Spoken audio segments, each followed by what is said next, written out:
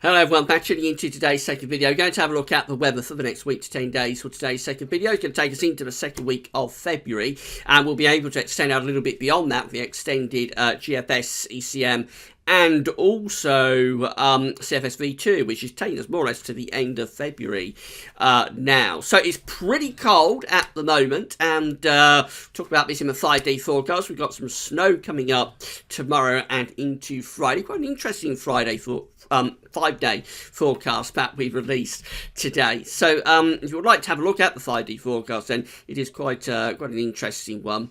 Tonight we're actually going to have Snow Watch, which will deal in depth with the risk of snow through some southern parts of England and Wales as we go through sort of tomorrow afternoon, tomorrow evening, and into Friday. So Snow Watch will be coming up around 7 to 8 o'clock, or between 7 and 8 o'clock this evening. Now, before I get on with your week to 10 day video update, I'm going to say a big thank you to our latest patrons. So we are now up to 61 patrons, a phenomenal number, and our 61st patron is Directors of Gaming. So a big thank you to Directors of Gaming for becoming Gazworthy's 61st patron. If you would like to become a patron for Gazworthy's, then all you need to do is come to the Gazworthy's Patreon page. I'm on that page right now. You sign up for a Patreon account. We link to this at all the page at Gazworthy's and in the description at YouTube. You just sign up for a Patreon account, and then you can give an ongoing monthly donation. It could be anything from $1 a month upwards, so it doesn't have to be a large amount of money at all, just $1 a month upwards, and you become a patron for Gazworthy's. And as I say, we're up to 61 patrons now. Directors of Gaming is our 61st patron. A big thank you to all of the patrons, and a special hello to all of you. I hope you're tuning into videos and enjoying the content. And just a huge thank you to all of you, because when I started this, I never expected that we would get to over 60 patrons within a year. We started this back in June last year. I think we might get sort of 10, 15 patrons, something like that. To be up to 61 patrons in less than a year is a phenomenal number, and a big thank you to all of the patrons for Gazworthy's. You're helping us to pay for the website and to keep the content online. So a big thank you to all of you for doing that. We are primarily ads funded and will be remaining, so it just gives us another sort of revenue stream as ad deals are dropping all the time. We'll be keeping the content completely free as you want it as well. Through Patreon, you can sort of go sort of pay-per-view, that kind of thing. But there's no question of us doing that. We're going to keep the videos and all the written posts and everything else totally free as you want it. It's just to help us to fund the website. And a big thank you to everybody for becoming patrons. Gazworthy's, special thank you to Directors of Gaming. Of course, there's also the Gazworthy's PayPal page, so if you would like to become a PayPal donor. So the idea of Patreon is that it's ongoing monthly donation, but you can cancel at any time, of course, but it's sort of ongoing with Patreon, whereas PayPal is a one-off donation. And again, this has been a huge success, so a big thank you to all of the PayPal donors. Special hello to all of you. If you would like to become a PayPal donor, but again, all you have to do is come to the Gazworthy's PayPal page, sign your PayPal account, and then you can send a one-off donation through to Gazworthy's. So, whichever way you do it, when you become a patron or a donor, you'll get a mention in the videos, as long as you want. When a few people have chosen to stay anonymous, that's absolutely fine. If you'd like to do that, just leave a little message, a little note with your donation. But again, big thank you to all of the patrons, big thank you to all of the donors, and special thank you to Directors of Gaming for becoming Gazworthy's 61st patron. Right, I've got some pictures to show you before we do anything else.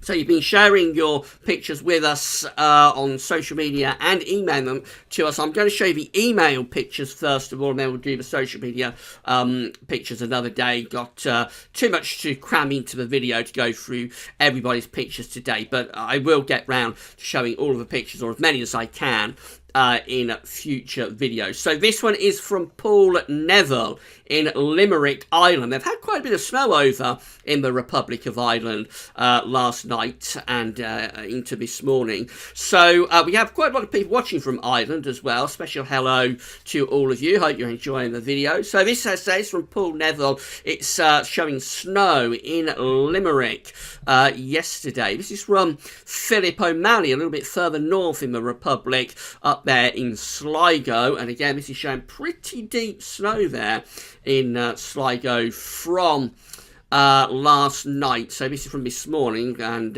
snow fell overnight. Pretty deep snow over there. This is from Mark Kanish in the Wirral. So this is from last night. Some pretty wintry looking scenes out there in the Wirral last night. This is how it's looking this morning. Again, snow laying quite deep. Good, nice covering of snow there up in the Wirral in Mark's back garden. This is from Liam Kenwood in Maidstone from last night, right way down in the far south of the country. So quite a bit of snow falling there last night in Maidstone. A nice covering in Liam's back garden. And this is from Neil in Patcham, Brighton. And again, quite a snowy scene last night over there in Brighton. A nice covering of snow on the ground. And then finally we've got Oliver D. Blaines in, and this is from this morning, showing quite deep snow actually in Appleton, Warrington, up in the northwest of England. Looking quite deep there out in the countryside. Looks like it's really piled up actually through there. So big thank you to Oliver for sending those pictures through. Big thank to all of you for sending your pictures through. If you would like to have your pictures, weather pictures shared in the videos, there are various ways you can do it. You can post them in the comment box at Gazlovich. You can email them to us at gazlovich@gmail.com, or you can share them with our Facebook and Twitter accounts. We're not on Instagram yet, but I am hoping to set up an Instagram account as soon as I get a bit of spare time. Very busy time at the moment, of course, but hoping to get an Instagram account set up quite soon. So they are the various ways that you can share your pictures with us, and when we've got time, we're always happy to feature those in the videos. Right, let's look at what's going on in America, making headlines, of course. The polar vortex has collapsed from the North Pole down into North America, and it is severely cold at the moment in the Midwest of the States. We highlighted this in the videos at the weekend. We've got this low pressure here, but here's the piece of the polar vortex that's sitting across northern parts of America, and it's bringing down with it this extremely cold air out of Canada. So these are the upper air temperatures, and they look well and truly shocking. We've got the minus 30 to 35 Celsius isotherm there sitting across populated areas of the Midwest. You'd not expect to see that sitting up over top of the North Pole. This is exceptionally cold air. It's taking temperatures down to around minus 30 degrees. Minimum temperatures. Daytime temperatures are not getting above minus 20. In city areas like Chicago, it'd be even colder than that out in the countryside. There's a wind chill of probably minus 40 to minus 50. So it really is extraordinarily cold. People are being advised just stay indoors, don't go outside. And it's very, very extreme cold that we've got going on at the moment across these Midwestern parts of America. These are the thickness lines showing the 492 thickness line is well down into central parts of the Midwest. The 528 line is a long way south as well, as is the 510 line. So extremely cold conditions, dangerously, life-threateningly cold conditions across northern and Midwestern parts of America. It's not going to last all that long, though. Very quickly it's going to start to thaw out as that area of low pressure containing that extremely cold air starts to move over into the northeast of the states. We begin to get this ridge building across the east, and that starts to turn winds into the south. So that will start to push cold air away back into Canada as these milder winds move up from southern parts of America. So by the time you get through to the weekend, actually you're going to be thawing out. You're going to go from severely cold to really quite balmy, mild conditions. Temperatures probably reaching sort of 50 Fahrenheit or more, perhaps, across some of those Midwestern areas where at the moment it is extraordinarily cold. That's how the set appears at the weekend. Again, bringing up those southerly winds out of the Gulf of Mexico, flooding northwards across many parts of the United States. There are the upper air temperatures on Sunday. Look at that. The minus 10 Celsius isotherm, which isn't that cold for America, minus 10 Celsius, 10 Celsius isotherm is pushed back up into Canada, and most parts of America are in those sort of yellow and orange colours. Way milder than it is right now. These are the thickness lines. So that 492 line, the pink line, has pushed back into central Canada. And actually, we've got this green line, the 546 line, moving into northern parts of the states. So when you're within that line, it's going to be very mild indeed. Look how the upper air temperature ensemble looks for Chicago.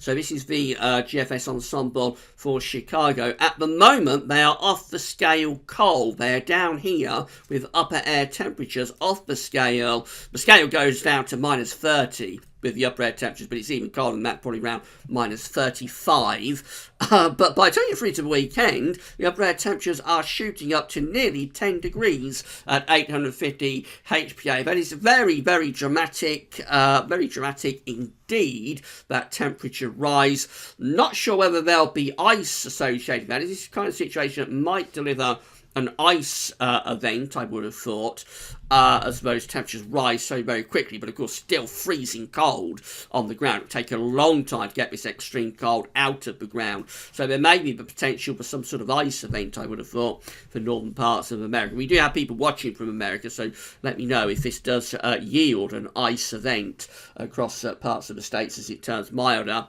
But anyway, from extreme cold, probably record-breaking cold, to very mild conditions in just around 5 days. So really dramatic weather events going on over in the States. Now, that closer to home, things aren't as dramatic as that, of course, but it is pretty cold at the moment. These are the upper air temperatures, and we're looking at Chesterfield today. So that's in Derbyshire. Someone's asked me to have a look at Chesterfield, our latest place on our list of suggested ensemble locations. So the red line here is the 30-year upper air temperature average for Chesterfield. That's where we are right now. We're cold. We're colder than average, and we're going to stay cold through the rest of this week into the weekend and the start of next week too. Through next week, we have got a temperature rise taking place, nowhere near as dramatic as what we saw on that ensemble for Chicago, but nevertheless, it is starting to lift up from a pretty cold temperature to something quite a bit milder through the early part of next week.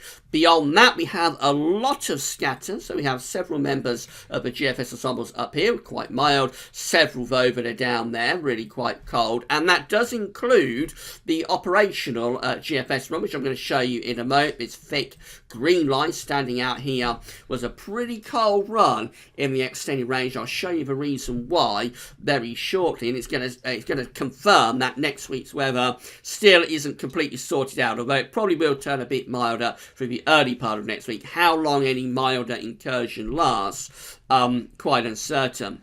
Precipitation-wise, fairly dry actually for Chesterfield for the next few days. Into next week, turning quite a lot more unsettled.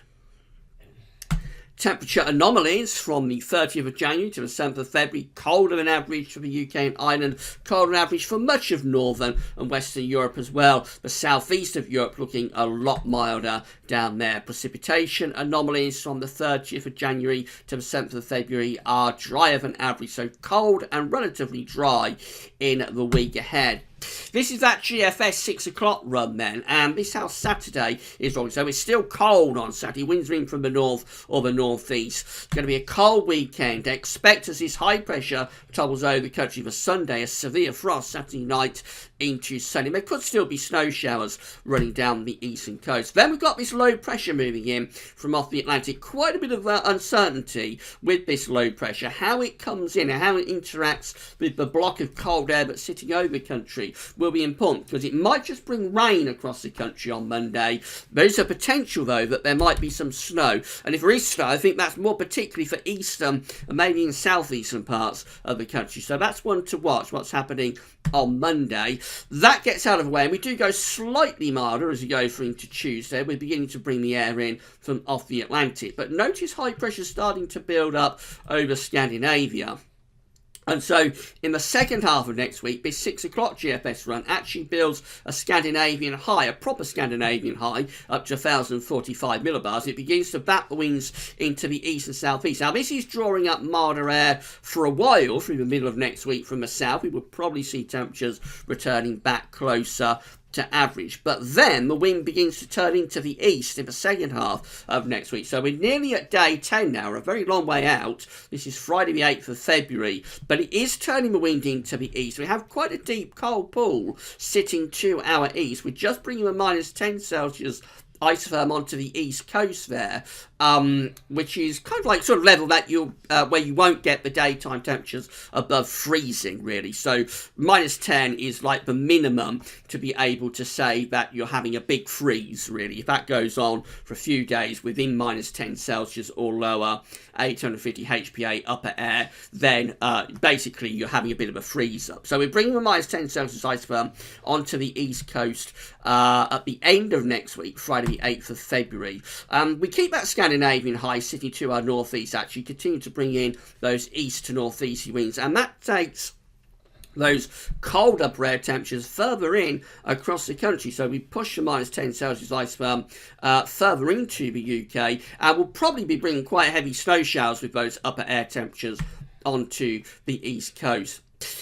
Beyond that, we're into the very extended range of the GFS 6 o'clock run now, but beyond that, the high pressure begins to topple away to the south. We start to infiltrate milder air from off the Atlantic, certainly for Scotland and Northern Ireland anyway. We all turn rather milder as we go up into the further into second week of February, before we finish up on the 15th of February with high pressure beginning to rebuild over Scandinavia and just time to bat the wind into the east once again. So for February, it may be that we've got to keep an eye on what's happening over Scandinavia, but do bear in mind that on the ensemble, which I'll go back to, the ensemble at Chicago, so that's when we want. The ensemble is just there. Do bear in mind that that GFS run was quite a cold outlier. At one point, it was virtually the coldest GFS run of all the GFS ensemble members at that point, although this one, this gold one, is actually even colder. And this thick blue line just here, that's the control. Looked like that got pretty cold as well in the extended range. So it could be, but around the middle of February,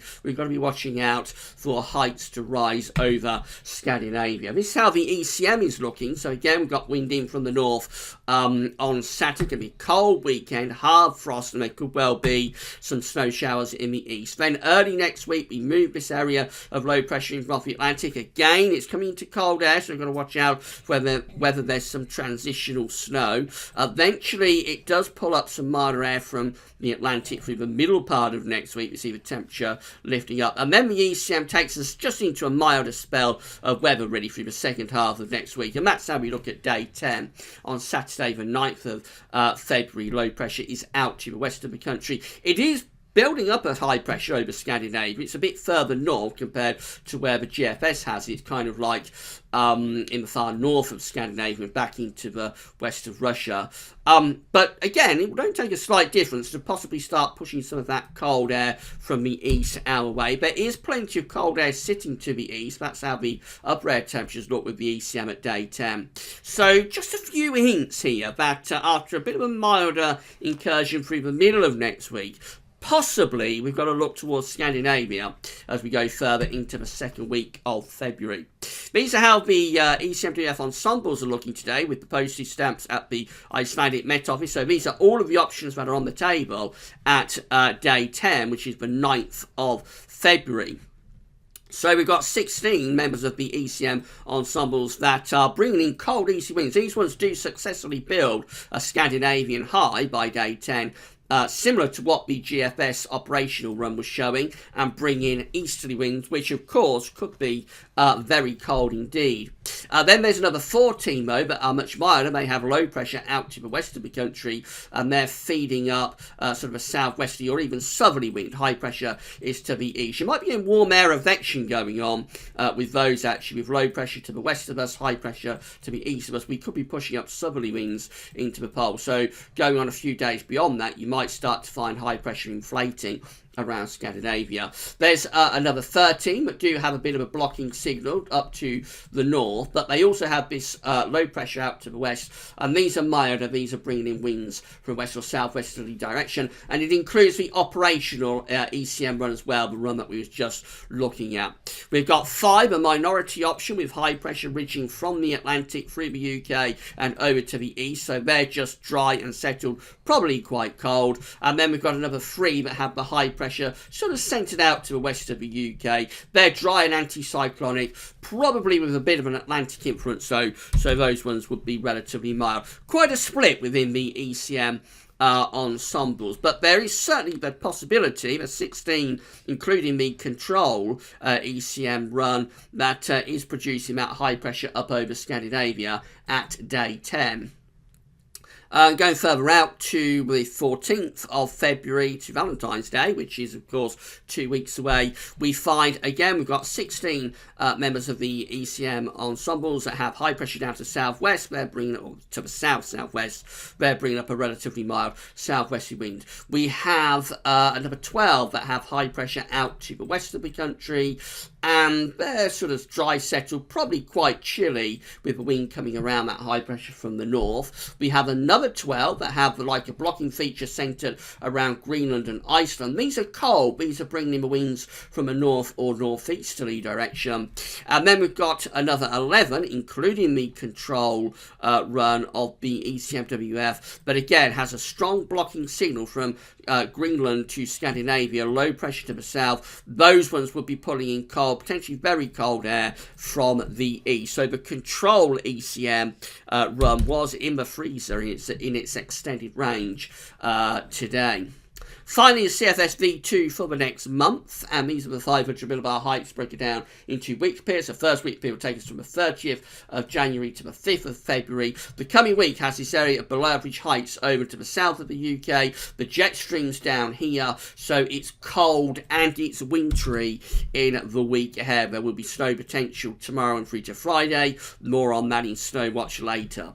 The next week period takes us from the 6th to the 12th of February with below average heights out to the west, above average heights to the northeast. So we are seeing high pressure building up towards Scandinavia. This is keeping us on the mild side of that high pressure though. From the 6th through to the 12th of February, we will be bringing up milder air from the south. So that is a milder week. But then we go through to the 13th to the 19th of February, and the high pressure over Scandinavia is taking over. So this will be backing the wind into a cold southeasterly or possibly even easterly. That could be starting to bring much colder air back in from the east there around the middle of February. And then we go through to the 20th to the 26th of February. Retrogression has taken place. We've moved the high pressure from Scandinavia and took it over to Greenland. Which is what we call retrogression, when pressure goes against the zonal flow from east to west as opposed to the normal flow, which is west to east. So we've got a big area of high pressure sitting over Greenland, and we've got low pressure across much of Western Europe, pulling down cold or even very cold northeasterly winds as we move into the final stages of February and the final stages of the winter of 2018-19. So it's still looking like an interesting February, this, although we might get a slight milder incursion for time next week. It may not take too long to get back to colder conditions, and it could be that we've got to keep a watch out, initially anyway, for what's happening over Scandinavia. That might be where we've got to look for maybe another beast from the east in February. Who knows? We'll have to keep a close eye on it. Coming back to the more reliable time frame, it does look as though we're going to stay cold, certainly up to the start of next week. There's going to be that snow potential for the south tomorrow and into Friday. And then it's going into weekend, staying cold, quite wintry. Early next week, warming things up a little bit. It might involve some transitional snow. Middle of next week looks quite a bit milder. Then do we have to look towards the northeast to turn winds back into the east and turn cold once more? We shall be focusing on that in the videos over the next few days. Right, that's all for now. We'll be back tonight, probably before 8 o'clock, with Snow Watch. That's all for now, and thanks for watching.